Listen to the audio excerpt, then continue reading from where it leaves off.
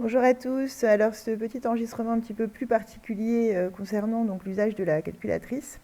Comme je disais, j'ai pas pu l'intégrer vraiment dans le cours parce que je peux pas être sur le même PC pour des raisons de logiciel. Donc bon, c'est pas très grave. Alors l'idée c'est de vous remontrer en tout cas ce qui a été fait en classe et vous montrer aussi ce qu'on n'a pas eu le temps de voir parce qu'on n'a pas pu creuser ni avec un groupe ni avec l'autre. Et on a un souci de temps parce que l'air de rien, il y a quand même l'heure d'AP qu'on n'a plus, qui peut servir à ce genre de choses. Et puis, bon, bah, l'air de rien aussi, ce que vous faites en distanciel, des fois on le reprend un petit peu en présentiel, etc. Bon, on prend du temps pour les évaluations, et ce qui fait qu'on manque quand même un peu de temps pour faire des choses un petit peu plus techniques et un peu plus qui demande du temps en fait, hein, justement là, sur la calculatrice pour bien assimiler, pour pouvoir faire plein d'exemples, etc. Il faudrait avoir vraiment des heures dévolues à ça. Donc là, l'avantage, c'est que sous forme de tuto, vous allez pouvoir regarder, re-regarder, réécouter quand vous aurez besoin, etc. Donc ça me paraît d'ailleurs pas plus mal que de le faire en classe. Surtout que c'est pas très compliqué, hein. Alors, donc ce qu'on va revoir, c'est comment on trace une fonction. Alors l'avantage, c'est que maintenant, on a vu la fonction carré et on a vu la fonction racine carrée, donc on va pouvoir le faire sur les deux. Ça va être intéressant. Donc comment on la trace, comment on peut justement obtenir des informations à partir de ce tracé et les demander à la calculatrice. Et on va pouvoir aussi voir comment on récupère le tableau de valeur d'une fonction. Bon, nous on va le faire pour les deux. Donc le tableau de valeur, c'est-à-dire le tableau qui normalement nous sert à justement tracer la fonction quand on la trace à la main. Et là aussi, qu'est-ce qu'on peut faire avec ce tableau, quelles informations on peut trouver, etc. Alors ça ne veut pas dire que sur cette vidéo, je vais vous montrer tout de façon exhaustive, mais je vais essayer quand même de vous montrer ce qui peut vraiment vous servir cette année, ce qui va nous resservir dans d'autres chapitres, et ce qui peut même vous servir quand je ne vous le demande pas, c'est-à-dire que ça peut vraiment vous servir ça peut vraiment vous servir de vérification, d'illustration même dans vos exercices, etc. Alors, donc, le principe de ce qui est à l'écran, là, c'est pareil que ce que je vous avais montré en classe, hein, c'est simulateur. Donc, ce qui est à gauche, c'est le clavier de votre calculatrice, et ce qui est en plein milieu, justement, c'est ce qui est affiché sur votre écran, normalement. Donc, moi, je vous conseille de faire en même temps, hein, évidemment, comme ça, vous n'aurez pas forcément besoin de me réécouter 10 fois. Alors, première chose, la calculatrice, elle connaît pas, elle ne sait pas de quelle fonction vous voulez traiter. Donc, déjà, il va falloir lui donner la fonction. Donc, pour lui écrire la fonction, il faut aller ici en haut à gauche sur f de x.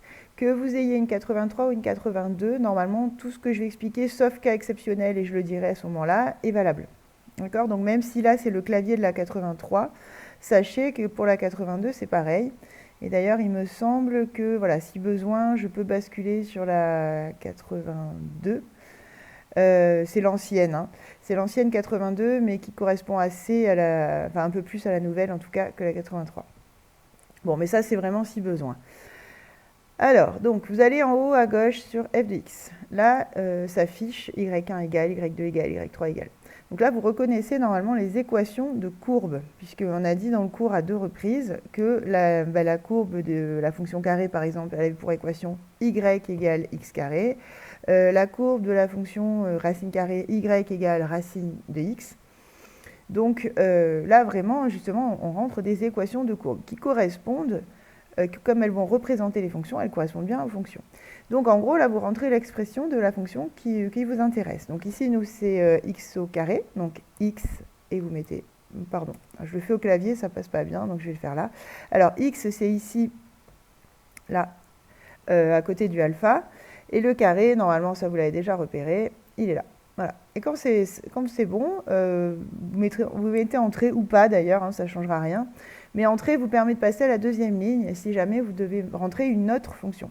Pour l'instant, on va en faire qu'une, puis après on verra justement quand on en fait deux, comment on peut gérer ça. Alors maintenant que je lui ai dit de quelle fonction je voulais, étudier, pour qu'elle la trace, je vais sur graphe. Graphe comme graphique. Donc là, elle me trace ça. Alors vous n'avez sûrement pas ça, parce que comme on l'avait déjà fait en classe, on a déjà fait un paramétrage, mais c'est pas grave, je vais vous remontrer du coup le paramétrage, ça vous fera pas de mal. Donc justement, si vous avez une courbe comme ça, qui est en soi pas mal, il n'y a rien de dramatique, mais c'est vrai qu'il y a toute une partie de l'écran ici, là, qui n'est pas utilisée. C'est un petit peu dommage parce que y a des informations qu'on pourrait avoir qu'on ne voit pas. Donc en fait, on va lui demander d'optimiser son affichage. Alors là, je suis entre moins 10 et 10. Je vais lui demander d'optimiser donc entre moins 10 et 10. Maintenant, si je veux qu'elle optimise entre moins 4 et 4, il faudra que je fasse une petite modification. Voilà, pour l'instant, je vais rester sur ça. Alors, pour optimiser, je vais sur Zoom. Et là, vous allez sur la ligne, donc là, vous voyez, c'est la ligne 1, 2, 3, etc. Vous allez sur la ligne 0 pour tous les modèles de calculatrice. Vous voyez, là, sur la 83, ça s'appelle Ajuste Zoom. Sur la 82, il me semble que ça s'appelle autrement. Zoom... je ne sais plus exactement comment ça s'appelle, mais c'est pas Ajuste Zoom, je ne sais plus comment ça s'appelle, mais c'est la ligne 0. Voilà, je ne l'ai pas sous les yeux, là, la 82, peu importe, c'est la même fonctionnalité. Donc vous mettez Entrée, et là, d'elle-même, en fait, elle va refaire ses calculs pour vous afficher vraiment de façon optimisée, c'est-à-dire que la courbe va prendre tout l'écran. Et en gros, vous voyez plus de choses, c'est-à-dire que tout à l'heure, les images, par exemple, de moins 5, moins 6, on ne les voyait pas. Elles ne rentraient pas dans l'image. Là, on voit tout. On voit même l'image de moins 10, c'est-à-dire qu'on voit vraiment les images de bord à bord. Ok. Alors, avant d'aller plus loin, je vais vous montrer justement si vous vouliez qu'un morceau de la courbe, par exemple. Imaginons que je ne veuille que le morceau ici, entre 2 et, 2 et 6. Ici, ce qui est là. Qu'est-ce que je vais faire? Alors, si je veux changer ça, je vais aller dans Fenêtre. Parce qu'en fait, comment dire, le minimum des x, le maximum des x qui est ici à droite, le minimum des y et le maximum des y, c'est ce qu'on appelle la fenêtre. C'est-à-dire qu'en gros, on choisit le cadre dans lequel on va tracer notre courbe. Donc nous, ce qu'on va faire, c'est qu'on va aller dans Fenêtre et on va juste lui imposer l'intervalle des x sur lequel on veut travailler. Et le reste, justement, on va lui demander de se débrouiller toute seule. Donc je vais dans Fenêtre. Et là, vous voyez, j'ai Xmin, Xmax. Donc Xmin, Xmax, ce sont justement les x, enfin ce sont les bords de l'intervalle sur lequel vous voulez travailler. Donc nous, on a dit 2, 6. Donc là, vous mettez 2, Entrée, 6. C'est un exemple. Pourquoi 2, 6 bon, rien de spécial, juste pour qu'on voit la différence. Maintenant, si je vais sur Graph sans rien faire, voilà, ça me fait ça. Qui n'est pas super beau, parce que, bon, et encore là, on voit toutes les images. C'est pas si mal, mais enfin, c'est pas très optimisé. Donc là, ce que je vais faire justement, je vais optimiser, hop, zoom, ligne 0, donc ajuste zoom, zoom min max, voilà, je crois, ça me revient, je crois que sur la 82, c'est zoom min max. Donc ajuste zoom, il y a plein d'autres zooms possibles, mais c'est celui qui optimise le mieux dans la plupart des cas. En fait, après, selon les fonctions, des fois, d'autres zooms peuvent être mieux, mais en général, nous, ajuste zoom, ce sera très bien. Voilà, et si je fais ajuste zoom, vous voyez, il fait en sorte, il recalcule en fait c'est son échelle sur les ordonnées, parce que les abscisses, elles n'ont pas changé, on est toujours de 2 à 6, mais en fait, il adapte les ordonnées pour que le dessin qui vous donne ait un rendu plus optimisé. Voilà, bon, ça c'est un exemple. Alors, je vais revenir entre moins 10 et 10, parce que pour vous montrer les autres choses que j'ai à vous montrer, c'est plus intéressant. Donc je vais dans Fenêtre, moins 10, hop, 10. Et là, pareil, si je touche rien, ça me fait un truc bof, quoi, parce qu'en fait, il garde les ordonnées qu'il avait calculées pour l'intervalle précédent. Donc, je retourne dans Zoom, je refais mon ajustement, voilà, et je retrouve ce que je vous ai montré au départ. Bon, très bien. Alors maintenant, donc quand vous avez une jolie courbe comme ça, qu'elle est bien tracée là où vous voulez, etc., qu'est-ce que vous pouvez faire là-dessus? Alors, il y a au moins un des deux groupes, je ne sais plus si j'ai pu le faire avec les deux, où j'ai montré justement comment on calcule les images à partir de ça, comment on lui demande des images, et comment on peut se débrouiller pour avoir aussi un antécédent. Alors, on va voir que les antécédents, ce sera moins précis, mais on peut quand même avoir une bonne idée du ou des antécédents. Alors, imaginons que je veuille l'image de, moins 4,5. Donc en gros, je veux donc qu'il calcule moins 4,5 au carré, puisque la fonction carré, son image, du coup, ce sera ça, par la fonction carré. Bon, juste une petite précision avant de vous montrer. Là, j'ai mon intervalle ici de tracé, disons, de courbe, entre moins 10 et 10, ce qui veut dire que si vous utilisez cette méthode-là, vous ne pouvez pas lui demander d'autres images que ce qui est entre moins 10 et 10. enfin comme antécédent. Hein. Voilà, vous ne pouvez pas partir d'autre chose qu'un antécédent entre moins 10 et 10, sinon il va vous dire qu'il a une erreur, parce que ça ne fait pas partie de ses calculs. Là, il calcule, lui, entre moins 10 et 10. Donc, moins 4,5, ça rentre dans l'intervalle.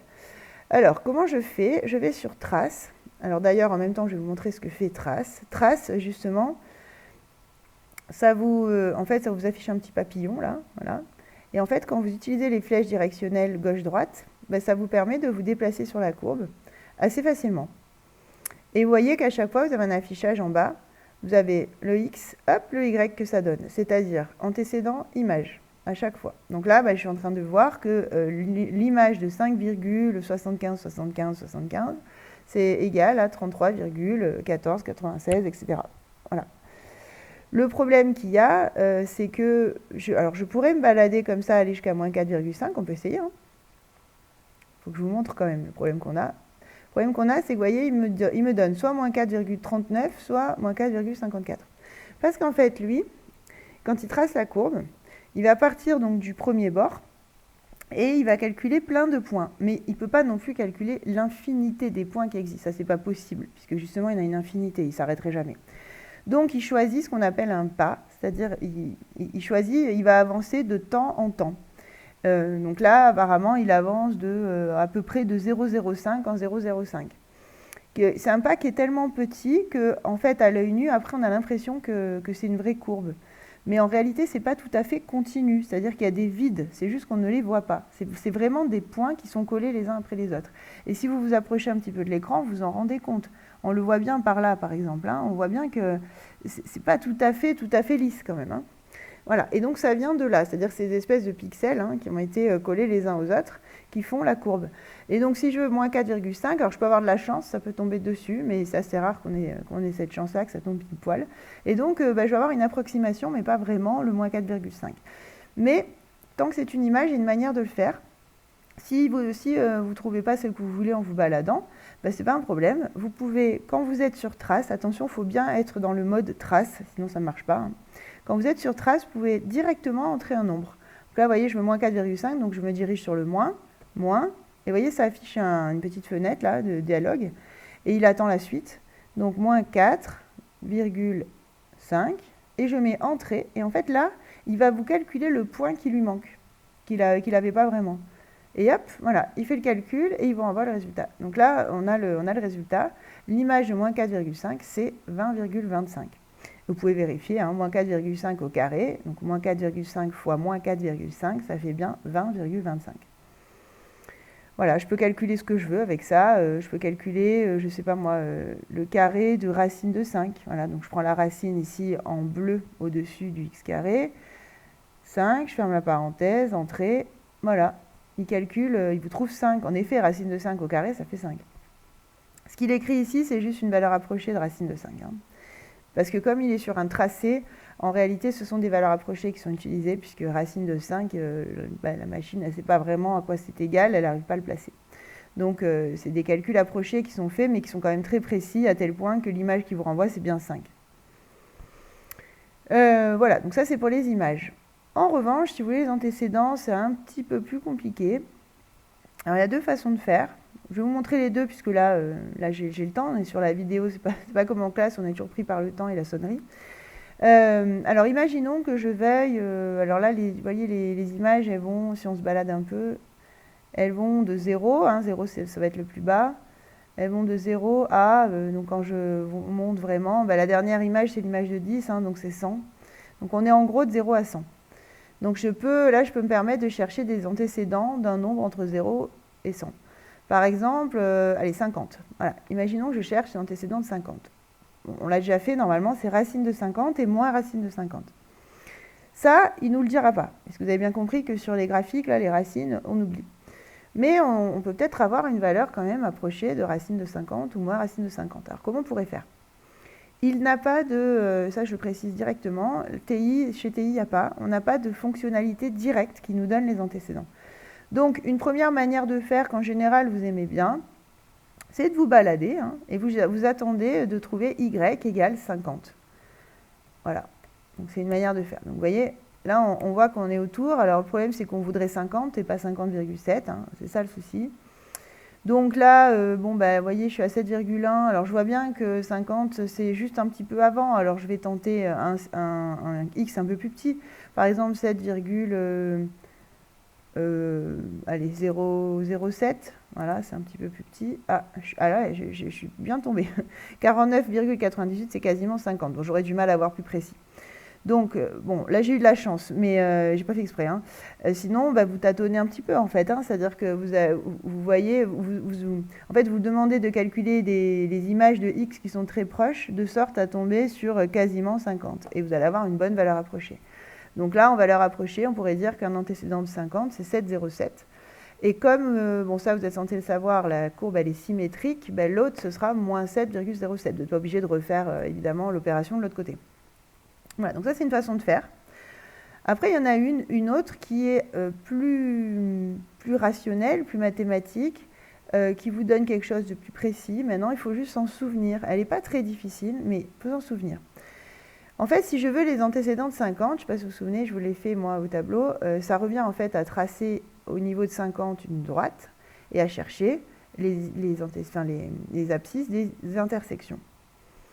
Donc, en fait, on peut lui faire. On peut lui faire tracer cette droite. Alors, pour faire tracer cette droite, c'est pas très compliqué, hein. On retourne dans f de x, et en fait, on va lui demander de tracer une autre fonction. Donc, on se passe sur y2, et cette fois-ci, on voudrait la droite, ça correspond à une fonction qui est constante, qui est tout le temps égale au même nombre, et nous, on le veut justement égal à 50. On veut être au niveau 50. Donc, si je mets 50 sur y2, bah, il va comprendre que justement, il doit tracer la droite constante, de valeur 50. Enfin, c'est pas très bien dit comme ça, mais qui correspond à l'image 50. Donc maintenant, je retourne sur mon graphe. Et vous voyez, il me trace la fameuse droite. Donc ça, c'est quand même assez pratique. En plus, du coup, bah, vous visualisez assez vite où sont vos antécédents. Hein, c'est-à-dire que je vais avoir une intersection ici, et les abscisses seront justement les antécédents. Alors après, quand vous avez votre droite, soit vous vous souvenez plus trop comment on fait, donc vous revenez sur trace, et vous recommencez, vous vous baladez. D'ailleurs, une précision, quand il y a plusieurs courbes, sur trace, si vous voulez changer de courbe, il suffit de prendre les flèches haut et bas. Hein, ça vous permet de changer de courbe.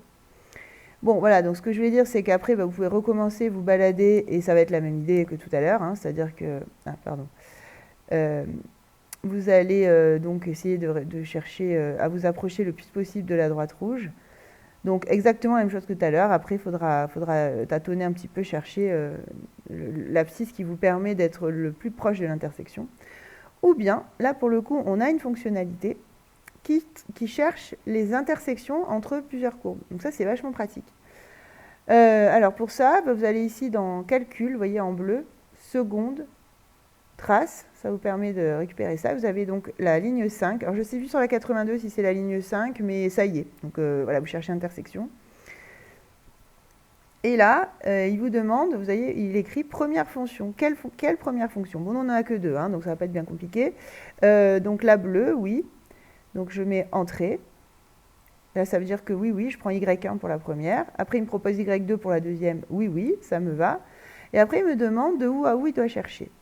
Alors là, je vais le faire chercher, donc tant qu'à faire, je vais le faire chercher avant la première intersection pour qu'il me trouve bien les deux possibilités. Donc, vous voyez, je place mon curseur là où je veux commencer. Donc, je mets entrée. Et donc, il me donne première intersection. Vous voyez, tout à l'heure, j'avais tapé vraiment juste. Hein. Première intersection, là, il va vraiment vous donner quelque chose de précis. Donc, c'est plus précis que la première méthode que je vous ai montrée. Moi, je vous conseille celle-là, mais bon, après, faites comme vous vous sentez aussi. Hein. Donc là, je suis à moins 7,07, du coup, si j'arrondis. Et normalement, si je ne me trompe pas, avec la flèche, il doit me donner la deuxième. Ah ben, loupé. Ça devait être l'autre flèche. Normalement, avec les flèches, il se balade. Alors, je vais recommencer. Voilà, je vais m'acharner. Normalement, il vous donne les deux. Alors, je recommence, du coup. Hop, valeur initiale, oui. Voilà, donc intersection, j'ai toujours la première. Ah ben non. Bon, je sais plus. Normalement, il nous donne les deux. Il me semblait, c'est peut-être avec entrée.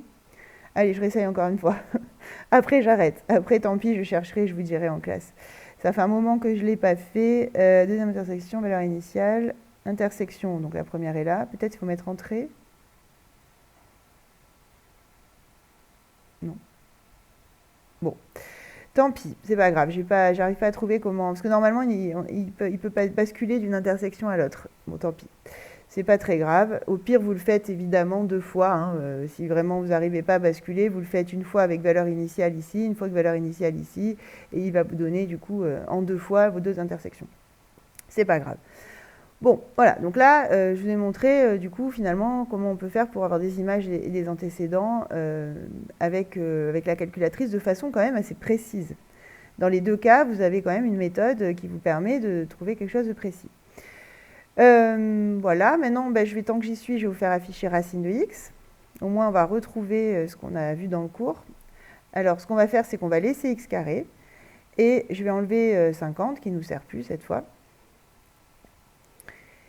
Voilà. Et donc, je vais mettre racine de x à la place de 50, donc sur y2. Donc, racine de x. OK.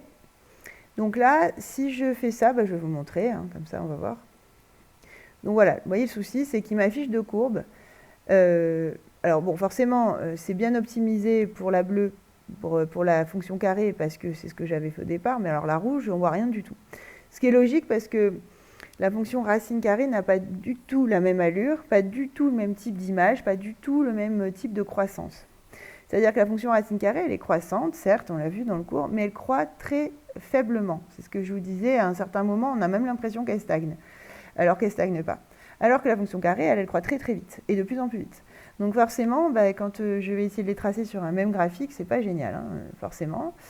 D'ailleurs, je ne pense pas que le zoom donne quelque chose de mieux, parce que le zoom va s'appuyer sur les deux courbes, même voilà, donc il donne la même chose. Parce que du coup, il va s'appuyer sur les 2 courbes, et donc il prend le pire, entre guillemets, et donc ça va être la bleue, et c'est la bleue qui l'emporte. Donc là, vous voyez, c'est pas génial, hein. Quand on a vraiment 2 fonctions qui ont des allures, des tendances très différentes, c'est pas génial. Donc, c'est pas grave, ce qu'on va faire, c'est qu'on va faire afficher que la rouge. Et alors, pour faire afficher que la rouge, je retourne dans f2x, et en fait, je ne vais pas l'enlever, la bleue, il n'y a pas besoin. Après, si vous voulez, vous l'enlevez, hein, c'est radical, évidemment, si vous effacez. Sinon, il suffit d'aller là sur le égal, vous voyez, qui est noirci. S'il est noirci, c'est que la courbe s'affiche. Sinon, vous mettez Entrée, et en fait, ça va désélectionner la première courbe, c'est-à-dire que je n'ai plus le noir là.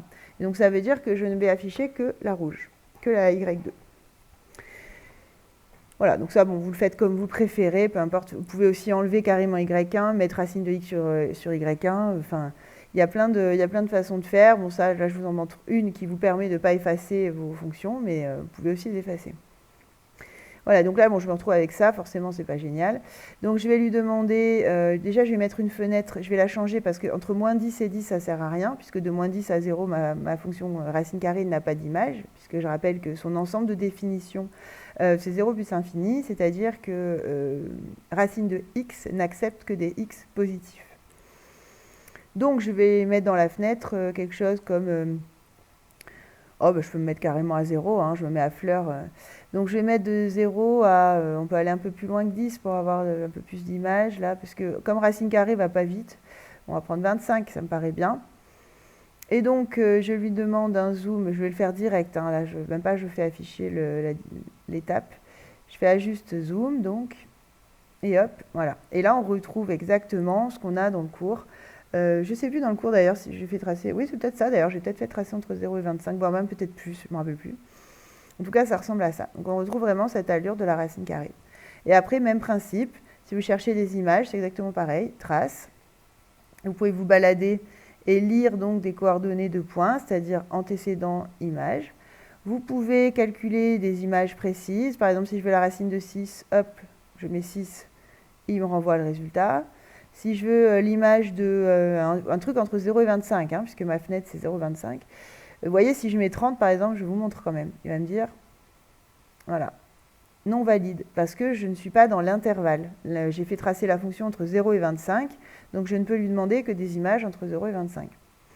Alors par exemple, l'image de 10, voilà, paf, il se passe sur 10, etc. Donc là, même principe. Après, si je veux chercher les antécédents, par exemple, j'en sais rien moi, alors 7, vous voyez, c'est pas la peine. Là, mes images sont entre 0 et 5. Hein, donc, quelque chose entre 0 et 5. Par exemple, 3,5. Oui, bon, 3,5, ça va être proche de 10. Allez, 4,2. Voilà, 4,2. Donc ce serait 4,2 au carré, en fait, hein, l'antécédent. Donc ça doit être sur 16 et quelques. Donc on va voir. Alors donc comment on fait? On a dit, on fait tracer la droite de niveau. C'est-à-dire que là, moi, je veux le niveau, j'ai dit quoi? 4,2. Donc je vais mettre 4,2 pour savoir justement où ça se situe, cette image à 4,2. Donc il me trace au niveau de 4,2. Donc je vois que l'intersection, elle est là. C'est-à-dire que l'antécédent de 4,2, il est par ici. Maintenant, si je veux savoir combien il vaut, sans m'embêter à tout compter les graduations ou à reprendre trace et à me rebalader sans vraiment tomber pile poil dessus, donc vous voyez, c'est sur le même problème, hein. Là, c'est pareil, je vais réessayer, hein, mais... Ah, et encore, là, on a l'air de tomber proche quand même. On veut 4,2, vous voyez, là, j'ai quasiment 4,2. Donc là, on a de la chance, le point qui est calculé par la machine est très proche de ce qu'on cherche. Donc, visiblement, l'antécédent, ce serait à peu près 17,6. Ah oui, parce que 4,2 au carré, oui, je vous ai dit 17 et quelques, mais oui, ça fait un peu plus. Donc, à peu près 17,6. Maintenant, donc, si vous voulez le truc précis, hein, comme je vous disais, et puis qu'il le fait à votre place, donc c'est quand même assez pratique. Vous allez donc dans seconde trace, c'est-à-dire calcul. Voilà, 5 intersections. Vous lui donnez les deux courbes qui vous intéressent. Donc, oui, la première, c'est la rouge. Oui, la deuxième, c'est la noire. Et valeur initiale, ben, là où je suis, c'est bien. Et hop, il se place automatiquement sur le bon point. Voilà, donc vous voyez l'image, l'antécédent de 4,2, ce serait 17,64. Et là, on voit bien, puisqu'on on a tracé notre fonction, on voit bien qu'il n'y en a qu'un antécédent, hein, il n'y a pas d'autres intersections. Maintenant, c'est quand même le problème de la calculatrice et de toutes ces méthodes graphiques. Ça reste une méthode graphique, ce n'est pas une démonstration, ce qu'on est en train de faire, hein, parce qu'on ne sait pas ce qu'il y a après. C'est-à-dire que la courbe après, là je suis entre 0 et 25, après 25, après tout, on ne sait pas. Alors bon, dans le cours, on a admis qu'elle était croissante. Donc bon, du coup, en admettant qu'elle est croissante, on sait qu'il n'y aura pas d'autres intersections. Mais dans le cas général de toutes les fonctions qui existent, vous ne pourrez pas à chaque fois admettre, parce que là, bon, nous, on admet qu'elle est croissante, parce qu'en fait, l'année prochaine, vous serez en mesure de le démontrer, voire même peut-être cette année si on forçait un peu, hein, mais ça se démontre. Maintenant, il y a des fonctions, quand vous ne les connaissez pas, vous ne savez pas ce qui se passe derrière.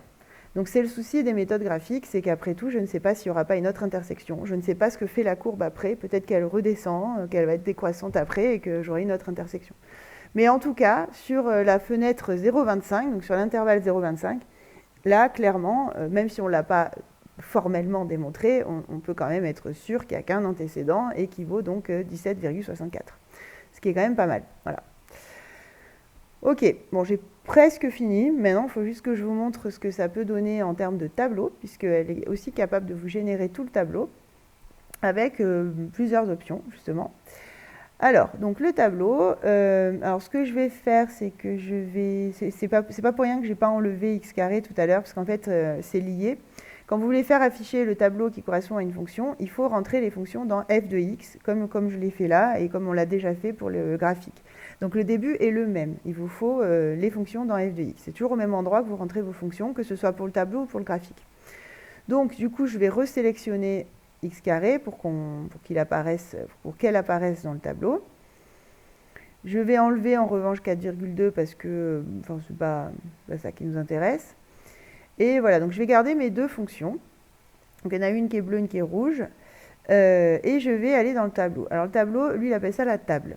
Vous voyez, au-dessus de graphe, en bleu, il y a écrit table. Donc pour accéder à tout ce qui est en bleu, j'utilise la touche bleue, donc seconde. Et donc seconde, graphe, ça vous donne la table. Et là, vous voyez afficher donc, les calculs. Il fait les calculs à votre place, clairement. Voilà. Donc là, moi, par défaut, la calculatrice, normalement, si vous ne l'avez pas touchée, elle doit être comme ça.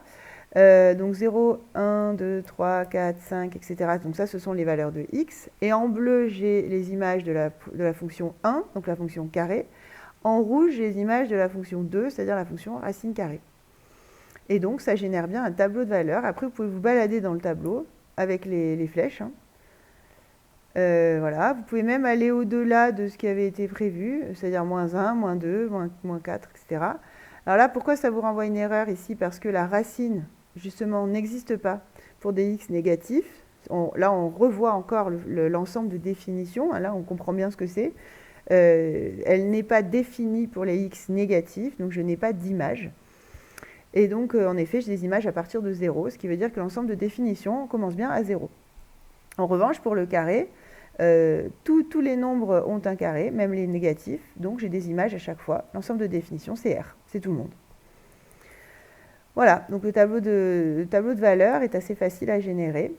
Alors après, imaginons que je veuille autre chose comme x. Voilà. Par exemple, je voudrais des 0,5. Je voudrais ce qu'on appelle un pas, donc le pas, c'est-à-dire l'écart à chaque fois entre les différentes valeurs de x, qui soit différent.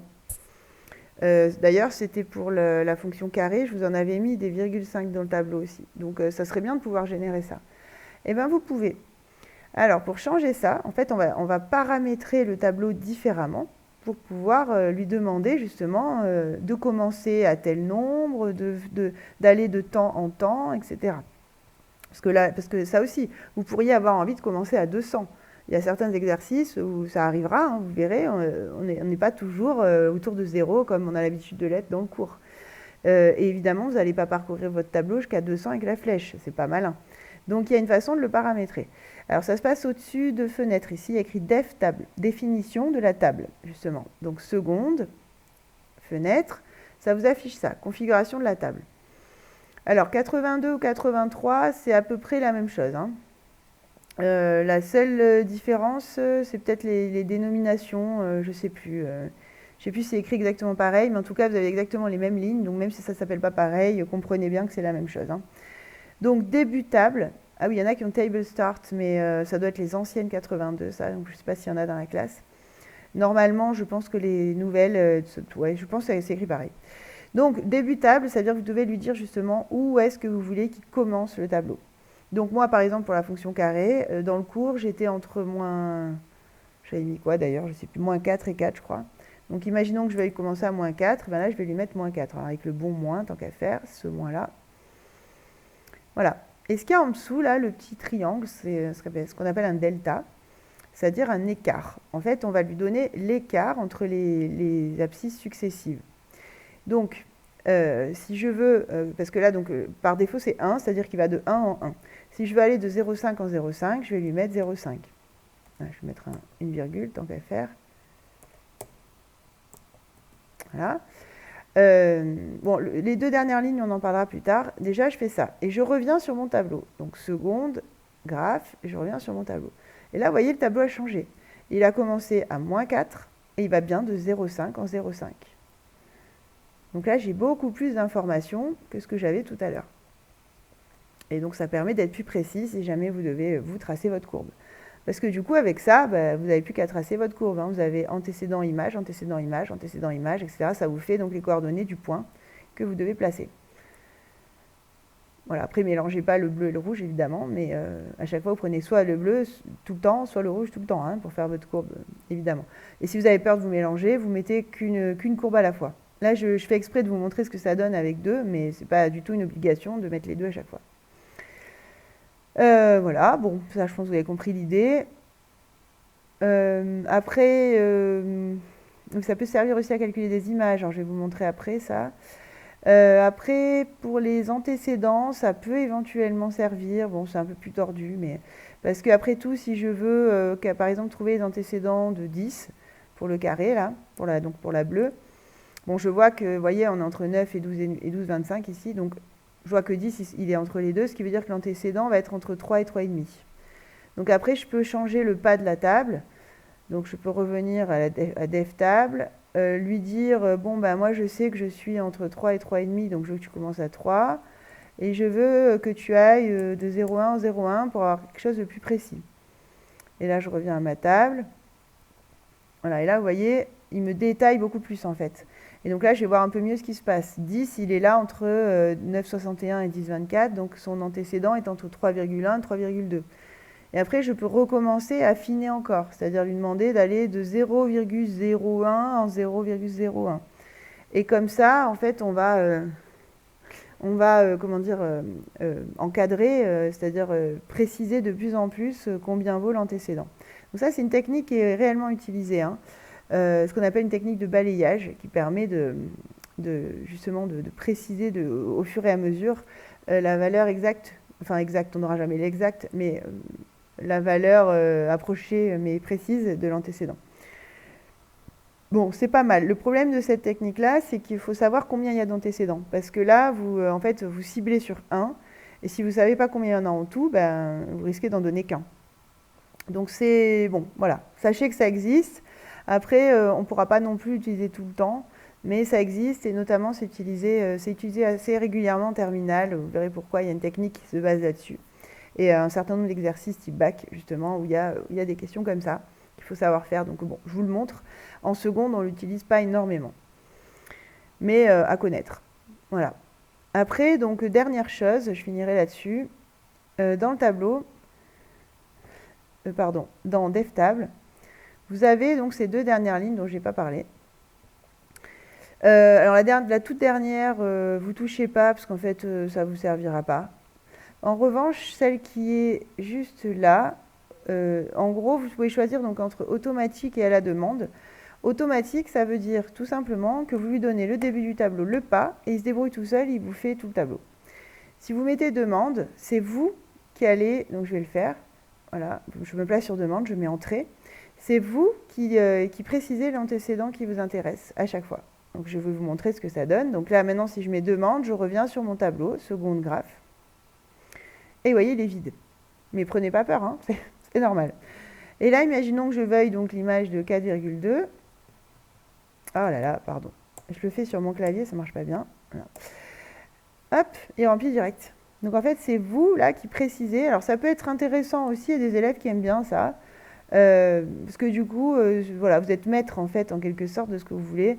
Si vous voulez 200, bah, vous mettez 200. Vous n'êtes pas obligé de reparamétrer le tableau. Ça peut être bien aussi. Mais ça dépend des cas en fait. Voilà, c'est bien de connaître les deux, je pense. Et c'est bien aussi de savoir ce que fait cette fonctionnalité pour ne pas être surpris si jamais vous la choisissez par erreur. Et j'en profite, tant que j'y suis là, parce que je vois le racine de 10 racine de 2, c'est peut-être pas super pratique à placer. Donc si jamais elle est configurée comme ça, votre calculatrice, c'est pas le cas de tout le monde, je pense. Il y en a où elle est peut-être déjà en décimale. Mais si jamais elle est configurée comme ça, c'est pas un mal non plus, parce que ça peut être intéressant d'avoir la valeur exacte, parce que du coup ça vous donne vraiment la valeur exacte. Mais en tout cas, si jamais vous avez besoin de la valeur, vous allez ici sur les flèches, et en fait quand vous appuyez dessus, vous voyez, ça vous bascule en valeur décimale. Donc c'est pas un problème si votre calculatrice fait cet affichage-là. À la limite, je dirais que vous avez plus d'informations que celui qui n'a pas cet affichage, puisque vous allez avoir la valeur exacte et la valeur approchée. Les 82 ne le font pas. Hein. Là, c'est vraiment un truc de 83, ça, les valeurs exactes. Voilà, je pense que j'ai dit l'essentiel. Après, la seule chose que j'ai pas abordée, c'est justement la dernière ligne de la DevTable, là. Alors, je me souviens plus exactement. Je me rappelle que c'était pas utile pour vous. Alors, bon, on va aller voir, hein, après tout. Soyons fous. Donc, si je me mets en demande, moi, je m'en sers jamais de celle-là. Alors, qu'est-ce qui se passe si je mets 4 ? Il se passe rien. D'accord. Et là... Ah oui, d'accord. En fait, il faut que je me place dessus pour qu'il fasse le calcul. Ah oui, d'accord. Oui, donc, ok. Là, c'est vraiment à vous de tout remplir. Oui, c'est pour ça qu'il me semblait bien que ce n'était pas très utile. C'est-à-dire qu'en fait, donc, là, bon, bah, s'il n'y a rien, forcément, il ne fait pas le calcul. Mais si je mets donc 1, il ne va pas remplir automatiquement. Et c'est à vous d'aller sur la case et de mettre entrée pour qu'il vous donne le renseignement. Donc, je ne vois pas bien l'intérêt. En fait, c'est bien ce qui me semblait, je me souvenais. Je ne vois pas vraiment l'intérêt de cette fonctionnalité. Alors peut-être ça m'échappe, mais là, en tout cas comme ça, je ne vois pas bien à quoi ça pourrait vous servir, vous, en tout cas au niveau de la seconde. Donc c'est bien ce qui me semblait. Sur la dernière ligne, vous laissez auto. Et juste par curiosité, si je mets auto là et demande là... Ah oui, voilà, ok, d'accord. Donc là, ça veut dire qu'il remplit les X automatiquement, mais après, c'est vous qui demandez ce qui vous intéresse. Et voilà. D'accord, oui, donc pas très utile non plus, autant que le tableau soit rempli directement. Ok, donc, on reste bien d'accord là-dessus. La dernière ligne dans DevTable, vous ne touchez pas, vous laissez auto, hein, parce que vous avez bien vu que ça ne vous servira pas. Et éventuellement, l'avant-dernière, soit après à vous de voir selon les cas, si ça vous arrange de mettre demande ou pas. Voilà, je pense que je vous ai montré ce qu'il faut. Après, évidemment, à imaginer avec d'autres fonctions, hein, puisque dans l'année, tout ça, ça va devoir être réutilisé pour des fonctions plus quelconques, qui ne sont pas forcément la fonction carré ou la fonction racine carrée, on verra plein d'autres fonctions. Voilà, donc essayez de vous entraîner même avec d'autres fonctions, des fonctions affines, ce que vous voulez. Et ça peut être vraiment intéressant justement de manipuler tout ça et de commencer à prendre la mesure de ce que peut vous apporter la calculatrice. Parce que c'est vrai qu'on n'a pas encore eu vraiment le temps de se pencher là-dessus. Et pourtant, vraiment, elle peut vous apporter beaucoup d'informations. Et presque trop, je dirais, parce que dans le supérieur, vous n'avez plus les calculatrices dans la plupart des formations. Et c'est vrai que quand on s'y est habitué, c'est parfois difficile de la lâcher après dans le supérieur. Mais bon, là, vous n'êtes qu'en seconde, donc autant que voilà, qu'elle soit votre compagnon et qu'elle vous aide au maximum. Voilà. Bon, ben, en tout cas, un bon courage encore à tous, hein. J'espère que c'était assez clair et que vous en ferez un bon usage. Et puis voilà, ben, on se retrouve pour le prochain tuto. Bon courage, à bientôt.